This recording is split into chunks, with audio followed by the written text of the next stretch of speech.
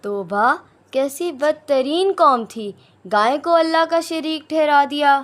ان سے بدترین لوگ اب بھی موجود ہیں۔ یہودیوں سے بدتر بھی بھلا کوئی ہوگا؟ بالکل، یہودیوں نے تو نعوذ باللہ گائے کو خدا کا شریک ٹھہرایا، لیکن ایک فتنہ پرور گروہ ایسا ہے جس کا سردار خود کو خدا کہتا تھا۔ آپ یقیناً فرعون کی بات کر رہی ہیں۔ نہیں، اتنی دور جانے کی ضرورت نہیں ہے، میں مالون مرزا قادیانی کی بات کر رہی ہوں۔ استغفر اللہ، مجھے یہ تو معلوم تھا کہ وہ جھوٹا نبی ہے، لیکن یہ نہیں معلوم تھا کہ وہ خود کو نعوذ باللہ خدا کہتا تھا اور اللہ پاک کی شان میں گستاخیاں کرتا تھا۔ کیسی گستاخیاں؟ وہ تم گوگل پر نکال کر پڑھ لو، کیونکہ ایسی باتیں میں اپنی زبان سے کہنا بھی پسند نہیں کرتی۔ مل کر نعرہ لگائیں، ختم نبوت زندہ باد۔